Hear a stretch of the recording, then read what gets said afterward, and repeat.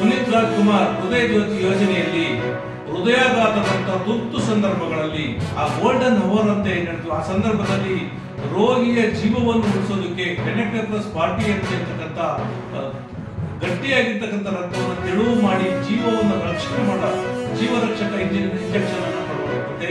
ಇದು ಹತ್ತತ್ರ $1,00,000 ಬೆಲೆ ಬಾಳುತ್ತದೆ. ಇದನ್ನ ರಾಜ್ಯದ ಎಲ್ಲ ತಾಲೂಕು ಆಸ್ಪತ್ರೆಗಳಲ್ಲಿ ಸರ್ಕಾರ ತಾವುಗಳು ಇಡಿಸಿದ್ದೀರಾ, ಬಹಳ ಸಂತೋಷ ವಿಚಾರ. ಆದ್ರೆ ಚಿತ್ರದುರ್ಗ ಜಿಲ್ಲೆಯ ಹಿರಿಯೂರು ತಾಲೂಕಿನಲ್ಲಿ ಮಾತ್ರ ಯಾಕಿಲ್ಲ? ಈ ಆಸ್ಪತ್ರೆಯಲ್ಲಿ ನಾವು ಆಡಳಿತಾಧಿಕಾರಿಗಳನ್ನು ಕೇಳಿದ್ರೆ ಇಂಜೆಕ್ಷನ್ ಇದೆ, ಇದನ್ನು ಕೊಡೋದಕ್ಕೆ ವೈದ್ಯರಿಲ್ಲ, ICU ಇಲ್ಲ, ಸಿಬ್ಬಂದಿ ಇಲ್ಲ ಅಂತ ಹೇಳ್ತಾರೆ. ಹಾಗಾದ್ರೆ ಹಿರಿಯೂರು ತಾಲೂಕಿನಲ್ಲಿ ಹೃದಯಾಘಾತ ಆದಂತ ಬಡವರು ಶ್ರೀಮಂತರು ಅನ್ನೋದೇ, ಗಂಡು ಹೆಣ್ಣು ಅನ್ನೋದೇ, ಮೇಲು ಕೀಳು ಅನ್ನೋದು, ಇವರಲ್ಲಿ ಎಲ್ಲಿ ಹೋಗ್ಬೇಕು? ಸತ್ಯ ಹೋಗ್ಬಿಡ್ತಾರೆ. ಬೆಂಗಳೂರಿನಂತ ಜಯದೇವ ಆಸ್ಪತ್ರೆಗೆ ಹೋಗ್ಬೇಕಂದ್ರೆ ಕನಿಷ್ಠ 3 ರಿಂದ 4 ಗಂಟೆ ಸಮಯ ಬೇಕು.